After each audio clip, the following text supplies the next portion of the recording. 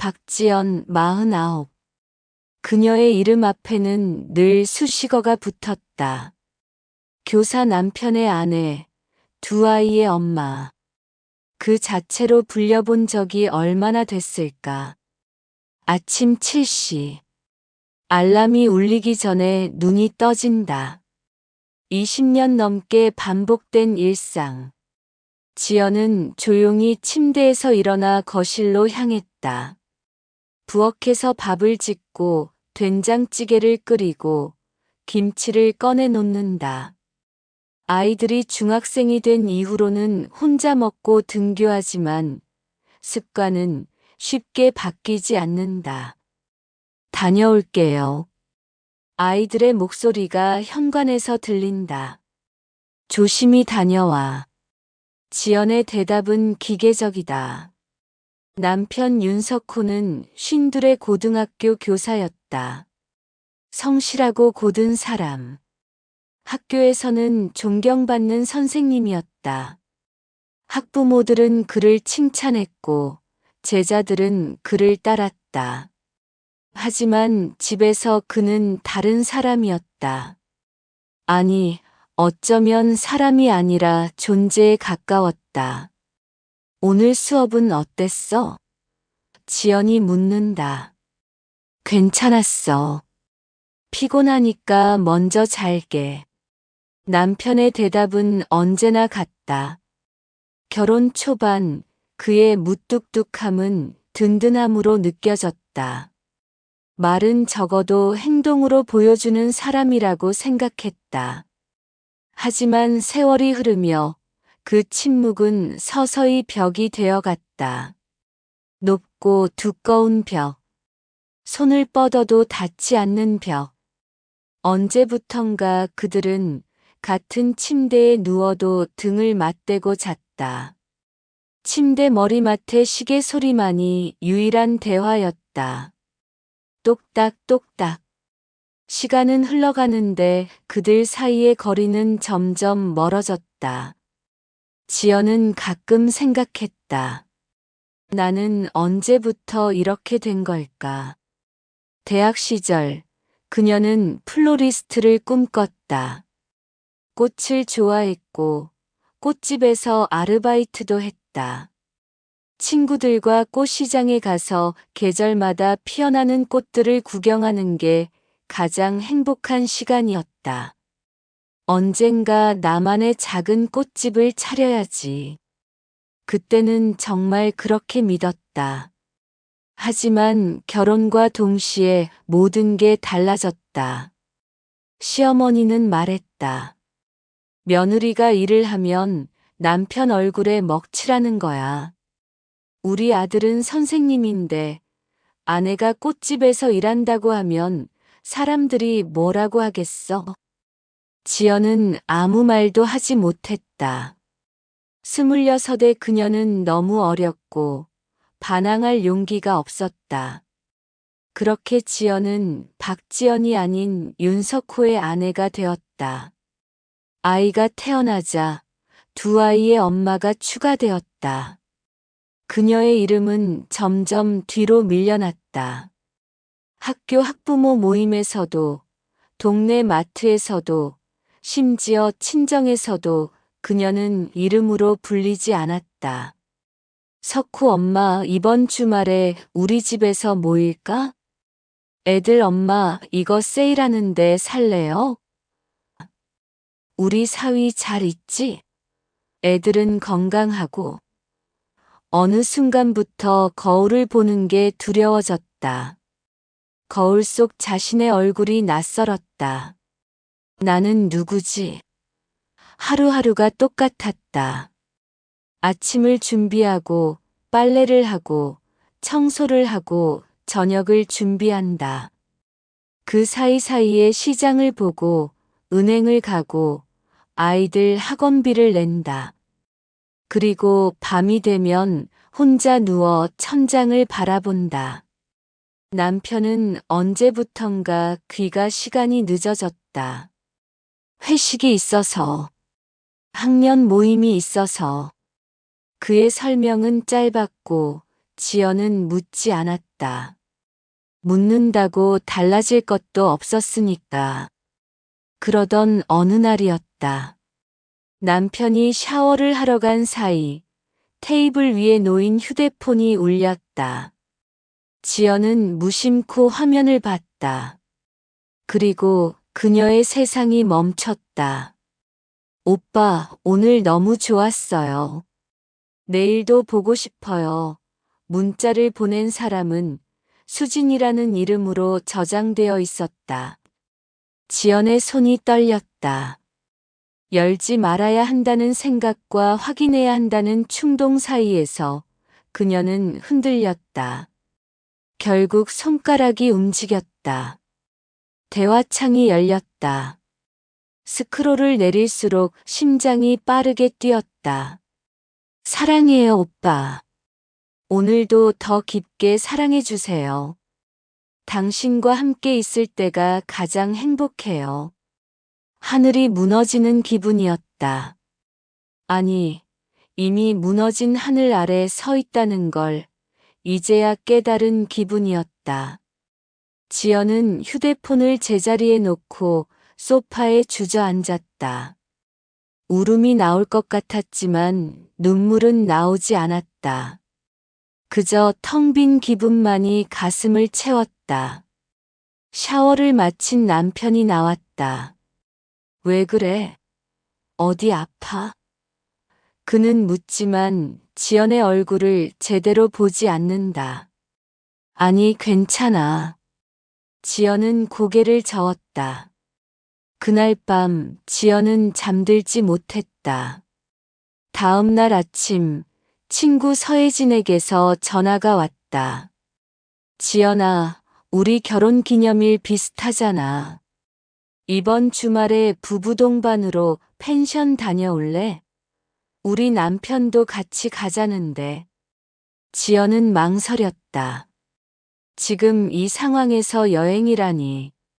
하지만 혜진의 밝은 목소리를 거절할 수 없었다. 그래, 좋아. 우리 남편한테 물어볼게. 저녁 지연이 조심스럽게 말을 꺼냈다. 석호 씨, 이번 주말에 혜진이 부부랑 펜션 다녀오면 어떨까? 거절당할 거라고 생각했다. 하지만 남편은 의외로 흔쾌히 허락했다. 그래, 한 번쯤은 바람 좀 쐬자. 그의 대답에는 어떤 감정도 실려 있지 않았다. 지연은 고개를 끄덕였다. 그 한마디가 그녀의 인생을 송두리째 흔들 줄은 그때는 몰랐다. 강원도로 향하는 차 안. 남편 윤석호가 운전대를 잡았다. 뒷좌석에는 혜진 부부가 앉아 있었다. 혜진의 남편 정민우는 도시에서 활동하는 사진작가였다. 그는 창밖 풍경을 바라보며 가끔 카메라 셔터를 눌렀다. 민우 씨는 주로 어떤 사진을 찍으세요? 지연이 물었다. 사람이요. 사람의 표정, 감정. 그런 것들이 제일 아름답더라고요. 그의 목소리는 낮고 차분했다. 2시간을 달려 도착한 펜션은 산 아래 자리 잡고 있었다. 구름이 산허리를 감싸고 초여름 저녁의 비 냄새가 공기에 스며들었다. 나무 데크로 된 테라스가 있고 창문 너머로 계곡물 소리가 들렸다. 여기 정말 좋네요. 지연이 말했다. 그치. 내가 한참 찾았어. 혜진이 득에양양하게 웃었다. 짐을 풀고 저녁 준비를 시작했다. 석호는 도착하자마자 소파에 몸을 던지며 눈을 감았다. 운전해서 피곤하네. 좀 쉬었다가 먹을게. 곧 코 고는 소리가 들렸다. 제가 도와드릴게요. 민우가 앞치마를 두르며 나타났다. 테라스에서 바베큐 준비가 시작됐다. 민우는 능숙하게 고기를 재우고 야채를 손질했다. 지연은 그의 옆에서 상추를 씻으며 지켜봤다. 요리 자주 하세요? 혼자 있는 시간이 많아서요. 사진 작업하다 보면 끼니를 거를 때가 많은데, 그럴 때 대충이라도 해먹어야 하니까. 그의 손놀림은 섬세했다. 칼질 하나하나에 신경을 쓰는 모습이 마치 작품을 만드는 것 같았다. 혜진이 샐러드를 만들고 지연이 테이블을 세팅했다. 석호는 한참 후에야 일어나 테라스로 나왔다. 오, 잘 차렸네. 그는 의자에 앉으며 말했다. 민우가 가방에서 위스키 한 병을 꺼냈다. 제가 좋아하는 건데 오늘 같이 나눠 마시죠. 석호의 눈이 반짝였다. 뭐, 이거 비싼 거 아닌가? 고맙습니다. 저녁 식사가 시작됐다. 고기가 익어가는 소리, 잔을 부딪히는 소리, 웃음소리가 어우러졌다. 민우는 조용했지만 상냥했다. 지연이 고기를 집으려 하면 먼저 구워서 접시에 놓아줬고 물이 떨어지면 채워줬다. 민우 씨는 정말 다정하시네요. 지연이 말했다. 제 직업이 사람을 관찰하는 거라서요. 사람들이 뭘 필요로 하는지 보이더라고요. 그가 미소 지었다. 술이 한 잔, 두 잔 돌아갔다. 석호는 평소보다 많이 마셨다. 이 위스키 정말 부드럽네요. 한 잔만 더 하죠. 그는 계속 잔을 비웠다. 저녁이 끝나갈 무렵 여자들이 먼저 방으로 들어갔다. 우리는 한 잔 더 할게. 석호와 민우는 테라스에 남았다. 지연은 창문 너머로 그들의 모습을 보았다. 담배 연기가 피어오르고 낮은 목소리가 들렸다. 샤워를 마친 지연은 침대에 누웠다. 옆방에서 혜진 부부의 웃음소리가 들렸다. 지연은 불을 끄고 이불을 덮었다. 석호는 아직 들어오지 않았다. 또 술 마시고 있겠지. 그녀는 눈을 감았다. 얼마나 시간이 흘렀을까. 문이 조용히 열리는 소리가 들렸다. 지연은 반쯤 잠든 상태였다. 누군가 침대 옆에 섰다. 술 냄새가 났다. 석호가 들어왔구나. 그녀는 눈을 뜨지 않았다. 이불이 살짝 걷혔다. 따뜻한 손이 그녀의 팔을 스쳤다. 평소와 다른 느낌이었다. 더 조심스럽고 더 부드러웠다. 낮은 목소리가 귓가에 속삭였다. 오늘따라 향기가 다르네요. 지연의 눈이 번쩍 떴다. 그 목소리는 남편이 아니었다. 심장이 빠르게 뛰기 시작했다. 어둠 속에서 그의 얼굴이 가까워졌다. 민우였다. 저기. 지연이 말하려 했지만 그의 입술이 그녀의 입술을 막았다. 놀라움과 당황스러움이 동시에 밀려왔다. 밀어내야 한다는 생각이 머릿속을 스쳤다. 하지만 몸은 움직이지 않았다. 아니, 움직이고 싶지 않았다. 오랜 세월 잊고 살았던 감각이 온몸으로 퍼져나갔다. 그의 손이 그녀의 목덜미를 어루만졌다. 천천히 조심스럽게, 마치 귀한 것을 만지듯이. 지연의 숨소리가 거칠어졌다. 심장 소리가 귀에 들릴 정도로 크게 뛰었다. 안 돼요. 지연이 작게 말했지만 그 목소리에는 힘이 없었다. 알아요. 하지만 멈출 수가 없어요. 민우의 목소리도 떨리고 있었다. 그의 입술이 그녀의 목을 타고 내려갔다. 지연은 눈을 감았다. 이건 꿈이야. 내일 아침이면 모든 게 사라질 거야. 하지만 그의 체온은 너무나 생생했다. 옷이 하나씩 벗겨졌다. 그의 손길은 급하지 않았다. 천천히 그녀의 반응을 살피며 움직였다. 지연은 자신도 모르게 그의 등을 끌어안았다. 20년 만에 느끼는 떨림이었다. 지연 씨. 그가 그녀의 이름을 불렀다.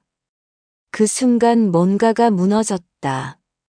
아무도 그녀를 이름으로 부르지 않았다. 엄마, 석호 아내로만 불렸다.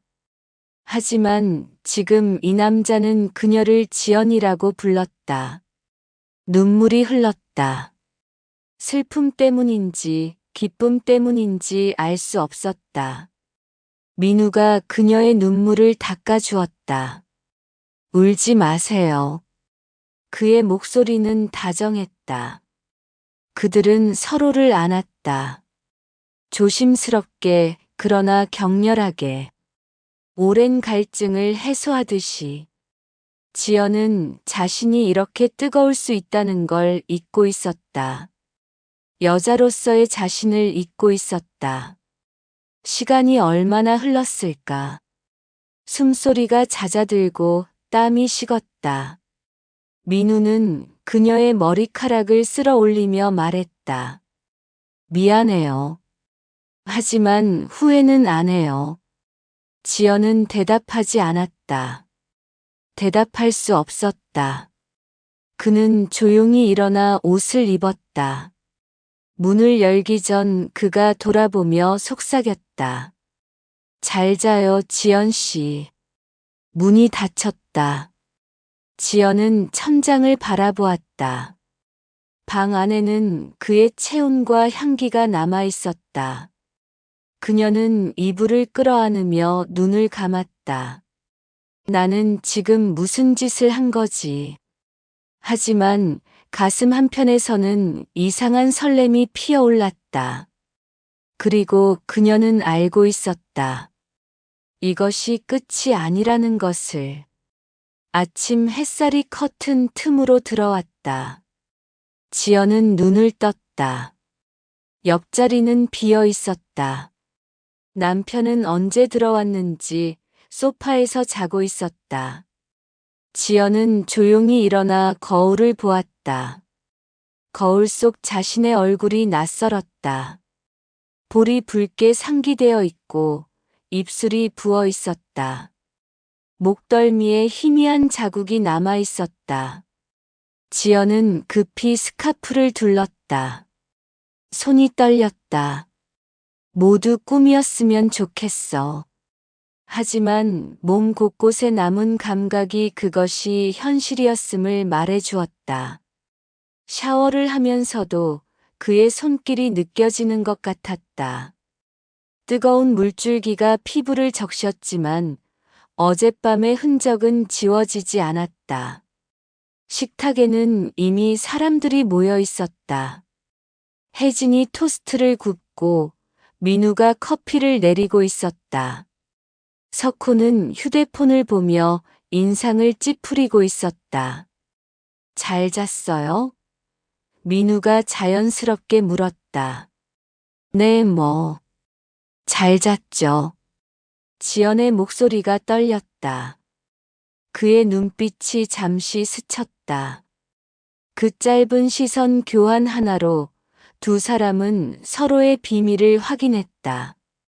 민우는 아무렇지 않게 커피잔을 그녀에게 건넸다.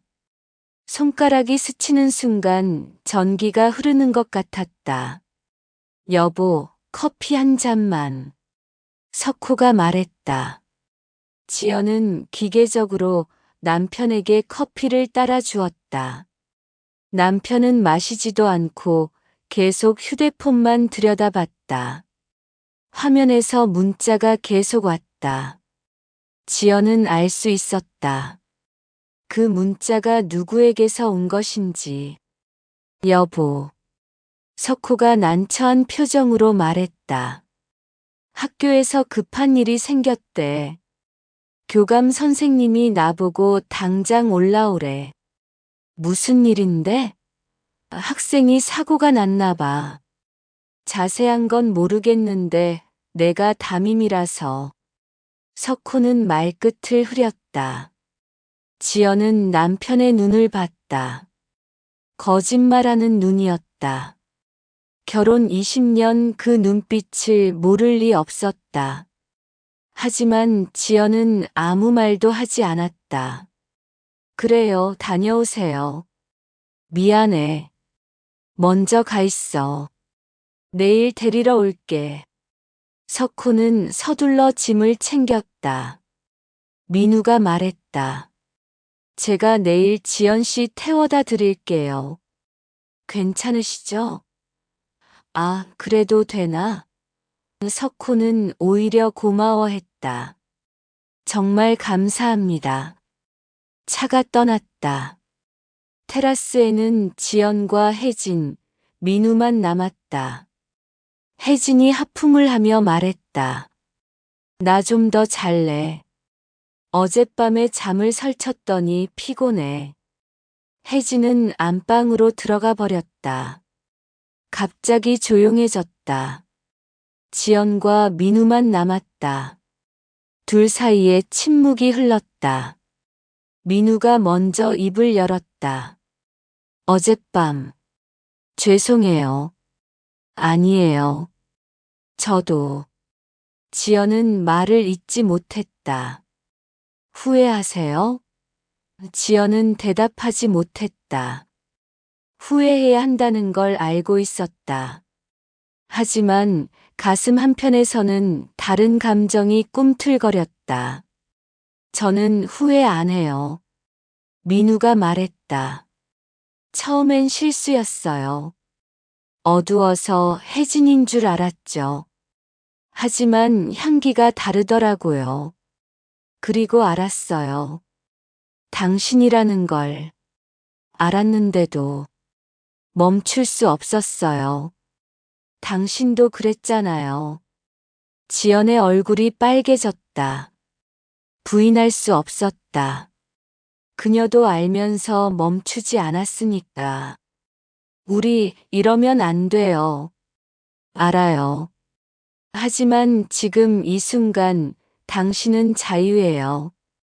남편도 없고 아이들도 없어요. 그냥 지연으로 있을 수 있잖아요. 그 말이 가슴을 찔렀다. 지연은 입술을 깨물었다. 낮 시간이 천천히 흘렀다. 혜진은 계속 자고 지연과 민우는 테라스에 앉아 있었다.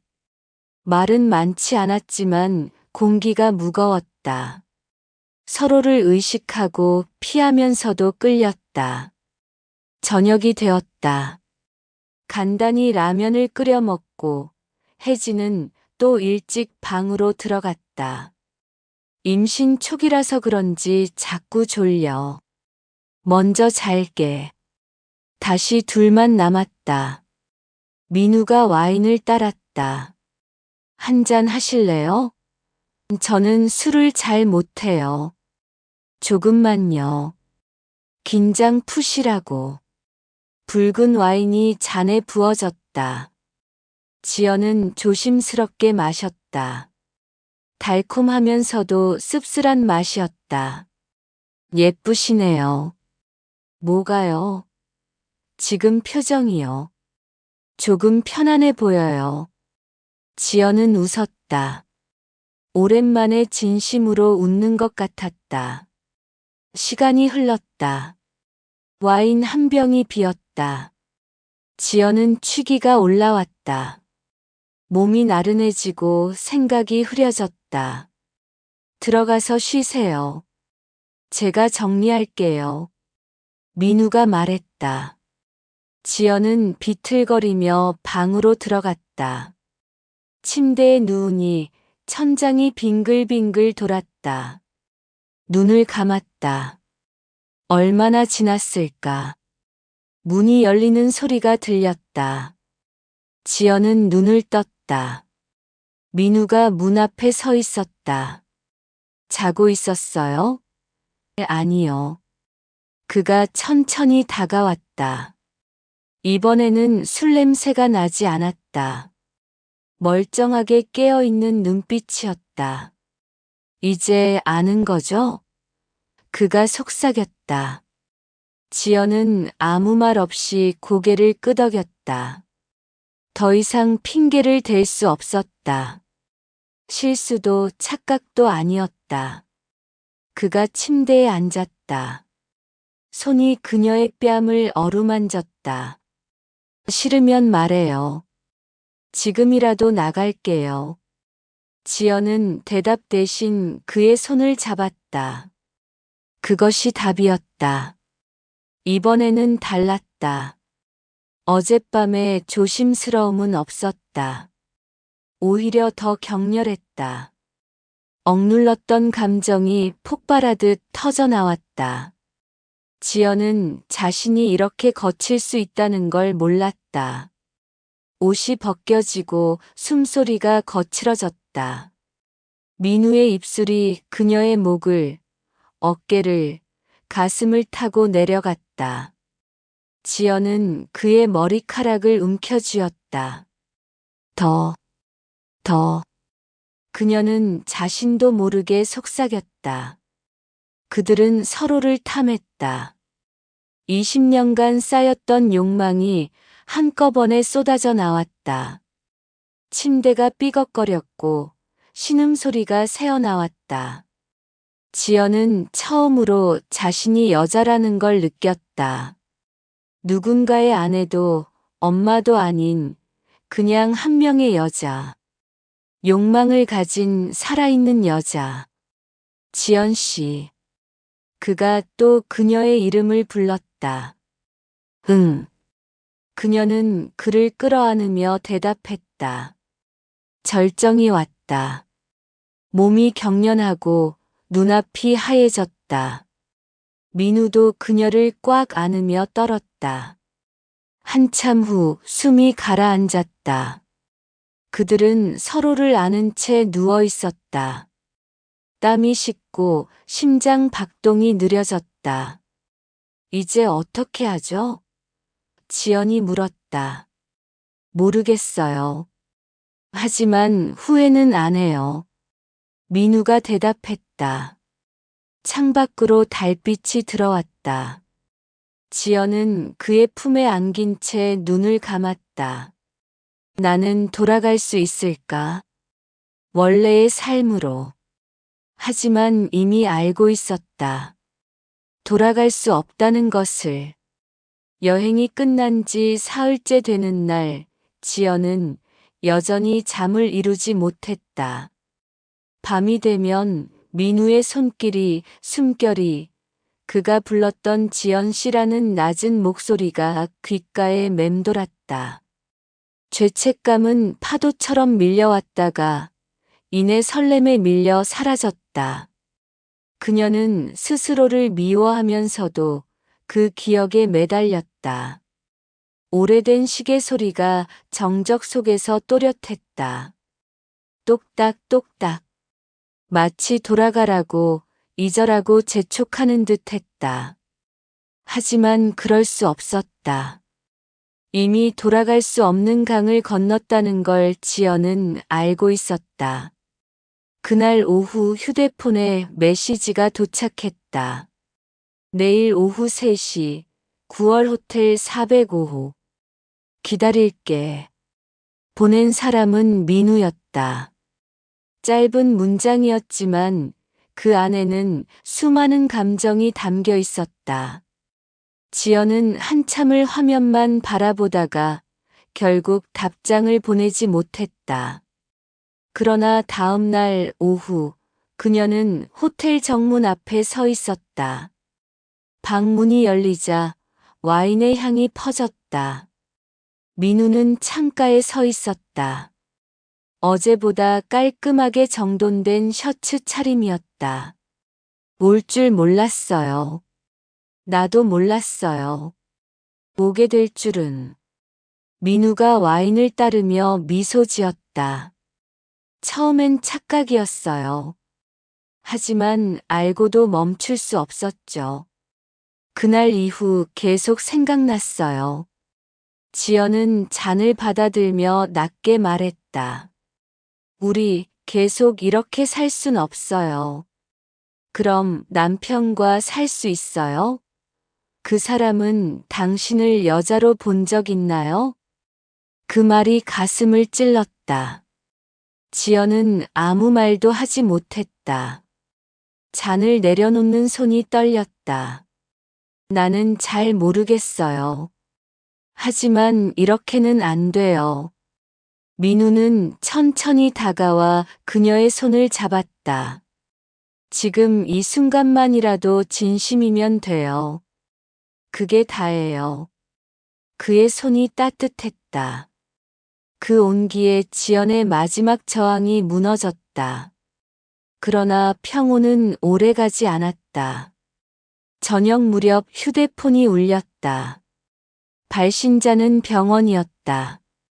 박지연님, 큰일이에요. 어머니가 쓰러지셨어요. 지금 수술 들어가야 합니다. 순간 세상이 멈췄다. 지연은 자리에서 벌떡 일어났다. 민우 씨, 나 어머니가 가요. 제가 데려다 줄게요. 민우는 주차장으로 달려가며 그녀의 어깨를 감쌌다. 차 안에서는 아무 말도 없었다. 빗방울이 유리창을 두드렸다. 그 소리가 유일한 대화였다. 병원에 도착하자 응급실 앞이 소란스러웠다. 수술실 문이 닫히고 붉은 불빛이 켜졌다. 지연은 벽에 기대 서서 손을 모았다. 민우는 간호사에게 필요한 서류를 대신 작성했고 간병인을 불러오며 모든 일을 처리했다. 지연 씨는 어머니 곁에만 있어요. 나머진 내가 할게요. 그의 말에 지연은 처음으로 마음이 무너지는 듯 울음을 터뜨렸다.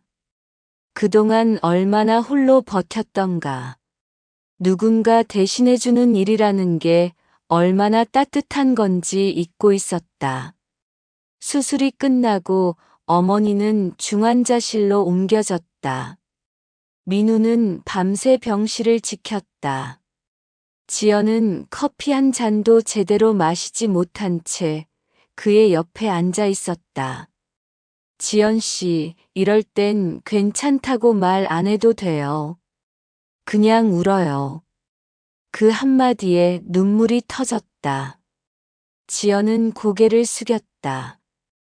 어머니가 아픈 것보다 자신이 이렇게 무너질 수 있다는 게 더 두려웠다. 새벽이 가까워졌을 무렵 병실 문이 열렸다. 윤석호가 들어섰다.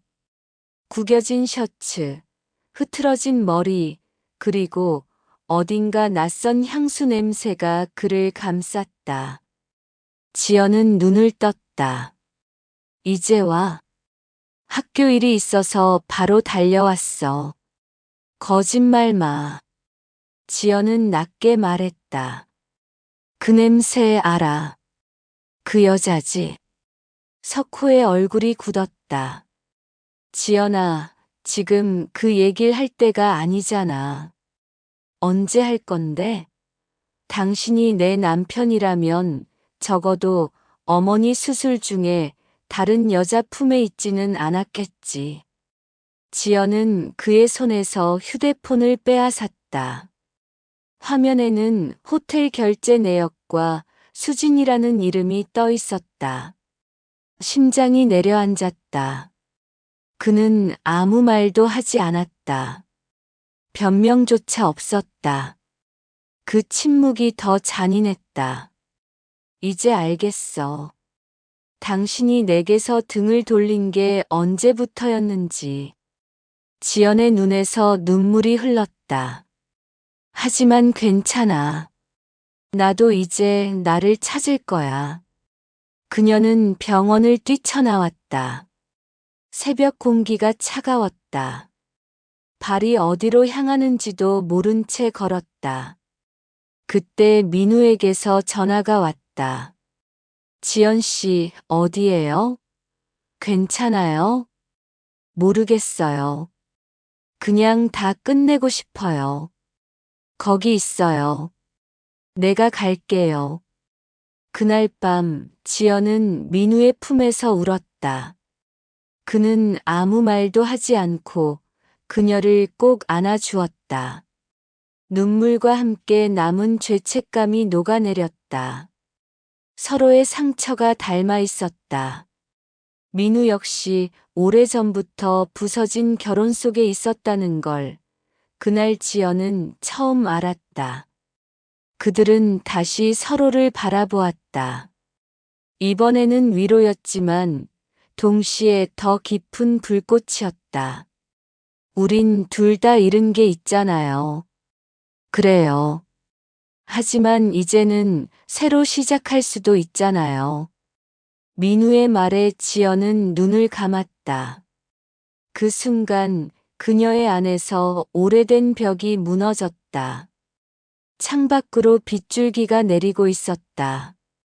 유리창을 타고 흐르는 빗물 사이로 희미한 불빛이 깜빡였다. 지연은 그 불빛을 바라보며 속삭였다. 아마도 이건 끝이 아니라 시작일지도 몰라요. 석화는 떠나기 전 마지막으로 짧은 말을 남겼다. 지연, 난 내가 나를 떠나도 괜찮다. 다만 나중에라도 후회하지 않길 바란다. 그 말 이후 두 사람은 서로의 인생에서 조용히 물러났다. 별거는 그렇게 시작되었다. 남편은 도시에 남았고 지연은 고향 근처의 오래된 주택으로 이사했다. 몇 달의 시간이 흘렀다. 지연은 서류 한 장에 도장을 찍으며 결혼 생활의 끝을 맺었다. 허전함보다도 묘한 해방감이 밀려왔다. 거울 앞에 선 자신의 얼굴은 낯설 정도로 단정하고 오랜만에 스스로 웃고 있었다. 그날 밤 지연은 자신에게 약속했다. 이제는 나를 위해 살자. 그녀가 오래전부터 꿈꿔온 건 작은 꽃집이었다. 비 오는 날에도 향기가 스며드는 공간, 사람들의 미소가 피어나는 곳. 지연은 빚을 내고 가게를 얻었다. 꽃의 온도 그녀가 직접 고른 이름이었다. 첫날 새벽 손끝에 묻은 흙 냄새가 이상하게 따뜻했다. 피곤했지만 마음은 단단히 살아있었다. 이제 누구의 아내도 누군가의 그림자도 아닌 나로서 다시 시작이었다. 시간은 그렇게 흐르고 봄이 다가왔다. 가게 앞에는 튤립과 프리지어가 피었고 매일 새로운 고객이 찾아왔다. 그날도 오후 햇살이 부드럽게 비추던 순간이었다. 문이 열리고 낮은 목소리가 들렸다. 여기까지 향기가 나더라고요. 지연은 놀란 눈으로 고개를 들었다. 민우였다. 그의 얼굴에는 예전의 그림자가 없었다. 석화 씨와는 정리했습니다. 그는 조용히 말했다. 이제야 떳떳하게 올 수 있었어요. 지연의 손끝이 떨렸다. 머릿속이 하얘졌지만 심장은 미친 듯이 뛰고 있었다. 잠시 침묵이 흘렀다. 민우가 다가왔다. 그의 눈빛에는 지난 시간의 그리움이, 후회가, 그리고 용서가 모두 섞여 있었다. 이제는 도망치지 않을 겁니다. 지연 씨와 함께 웃고 싶어요. 그 말에 지연의 눈가가 흔들렸다. 참아왔던 감정이 터져나왔다. 그녀는 한 걸음 앞으로 다가가 민우의 품에 안겼다. 두 사람은 아무 말도 하지 않았다. 서로의 숨결이 닿는 거리에서 오래도록 서 있었다. 세상의 모든 소리가 멀어지고 시간마저 느려진 듯 했다. 그들의 심장 소리만이 가게 안을 채웠다. 창밖에서는 봄비가 부드럽게 내리고 있었다. 지연은 속삭였다. 우리 이제 진짜 괜찮을까요? 민우는 고개를 끄덕이며 그녀의 손을 꼭 잡았다. 괜찮아질 거예요. 이번엔 거짓이 아니니까.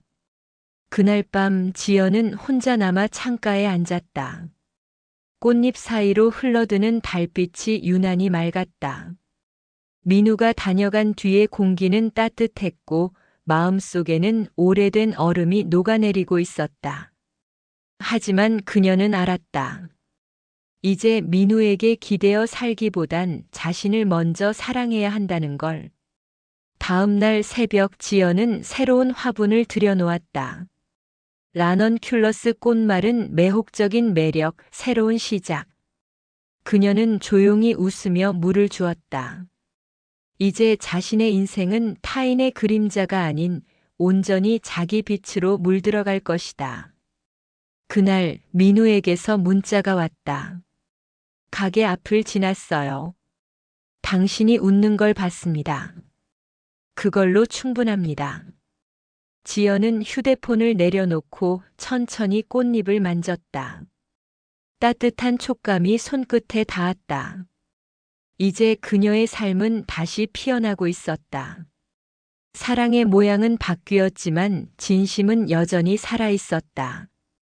꽃잎 하나가 햇살 속에서 반짝였다. 지연은 그 순간 속으로 조용히 중얼거렸다. 민우 씨 고마워요. 그리고 나 자신에게도.